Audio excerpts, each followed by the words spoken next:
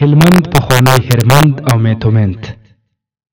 د پښتو د لومړي شاعر امیر کروړ مینه د سپهسالار یعقوب لیث سپاري پلازمېنه د غزنویانو ژمنی ټاټوبی د لوی بهانده او تاریخي سیند خاوند د بست د عظمت بیانونکی د آسیا مارکیټ او د غلې ګودام.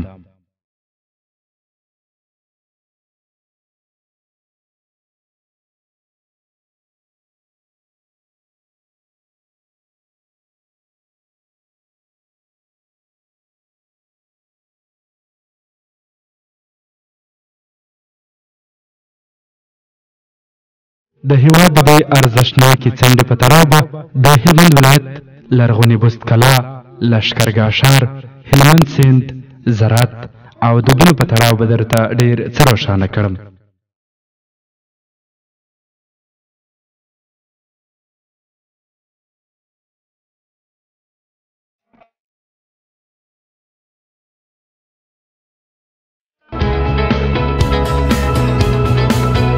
د شرق تلویزیون ټولې خپرونې په یوټیوب چینل کې زموږ یوټیوب چینل در سره سبسکرایب کړئ ترڅو تازه او په زړه پورې خپرونې وګورئ.